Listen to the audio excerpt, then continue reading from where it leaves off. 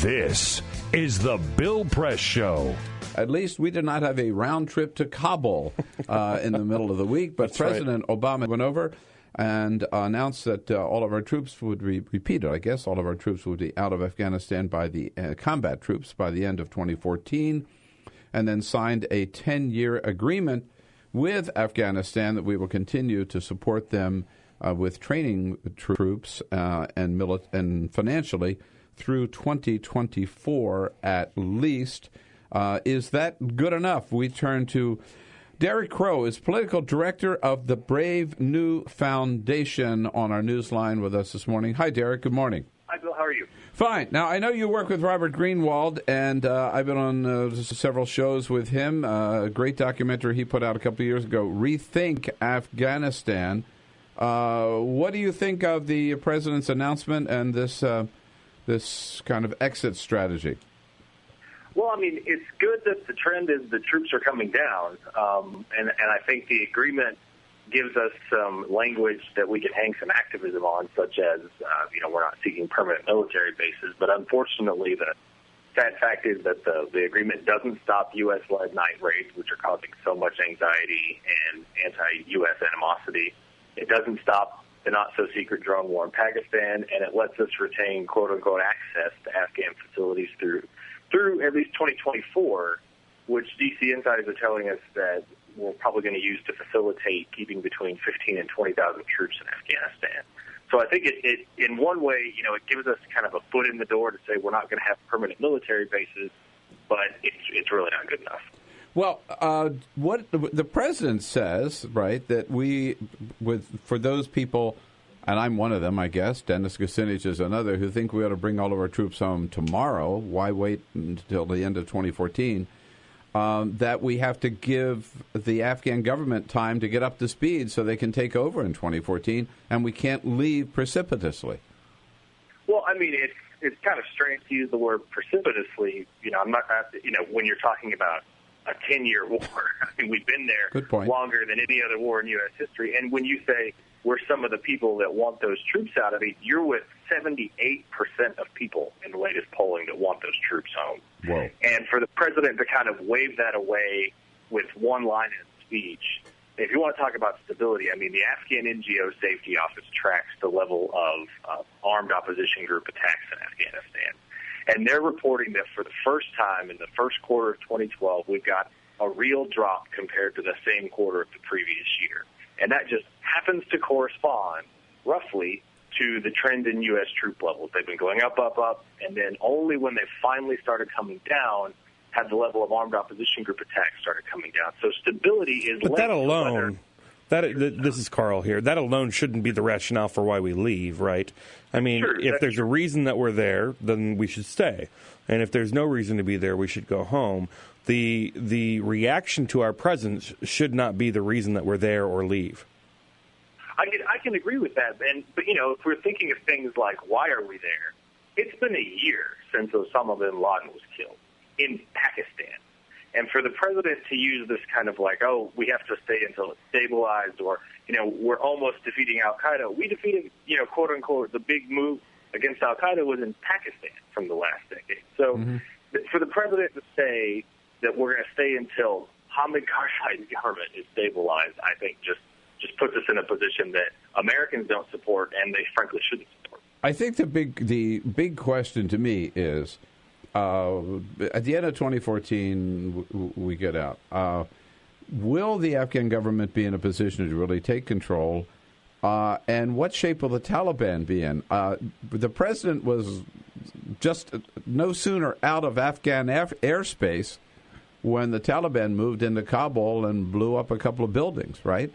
Yep. So the Taliban seems to be remaining strong. Maybe not getting stronger might be too far. What do you hear of that, Derrick?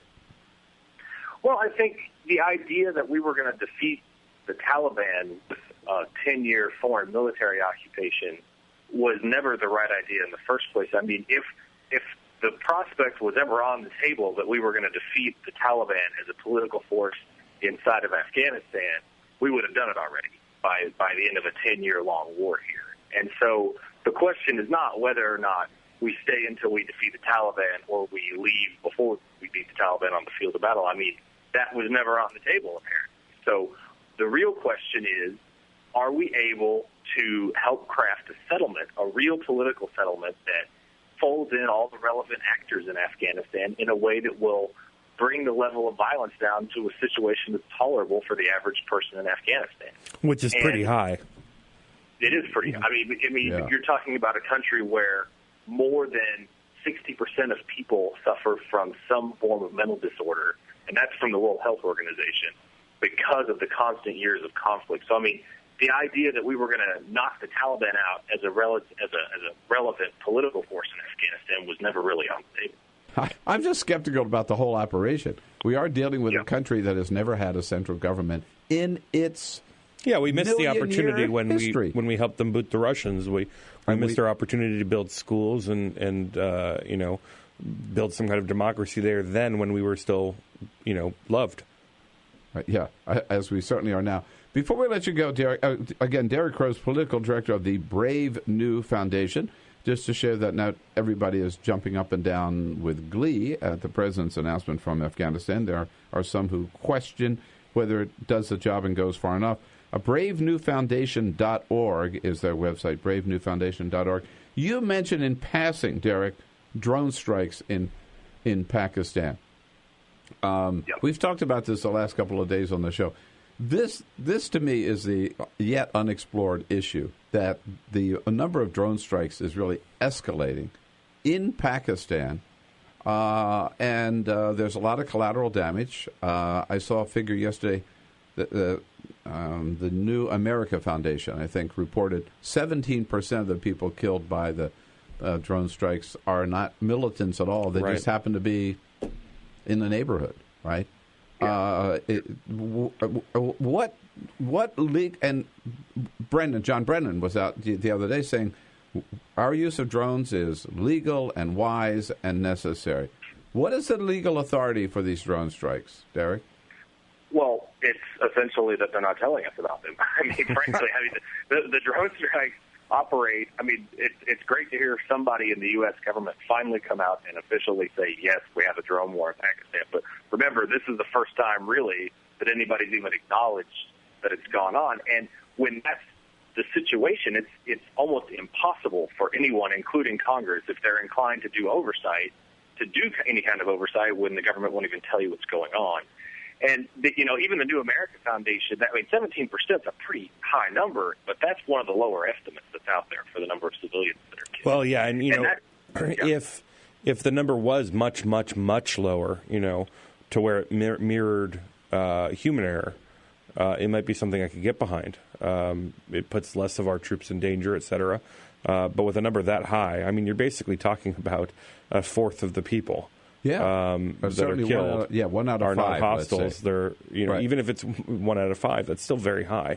And understand that we don't have a way of evaluating that number because it's a secret program. Sure, right. But they are. I mean, it's not like they want to kill civilians. So we know that the military has probably looked at those numbers and said, okay, well, how can we reduce this? But we have no idea what those numbers might be.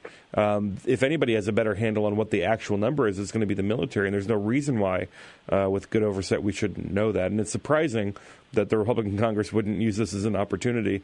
But at the same time, it's not terribly surprising that No, but I'll tell you why. Because there's a drones caucus in the Congress with 63 members of Congress who are members. And you know why? Because they have defense contractors in their drones, districts. right. Most of them are Republicans, but they're Republicans and Democrats. That's where they build the drones and their components. And so they're boosters for the drones. Right. Yeah. So Congress is not going to go after these. It's a profit industry right now for these guys. And as the wars wind down, there are clear industry kind of memos talking about how they want to sell these things to domestic law enforcement. So there's a big concern about that, right? But, there's some news agencies that use them as we speak. During national disasters, Fox News has used drones with cameras for their disaster coverage. You know what? Sure. I think CNN is as well. You know what? That's the last thing I want. I don't want Roger Ailes to have a drone. Not at all. It's bad enough as it is. All right. Hey, Derrick, thanks so much for your time this morning and your good work there at the Brave New Foundation. Say hello to Robert for us. All right. Thank you. It's the Brave New Foundation.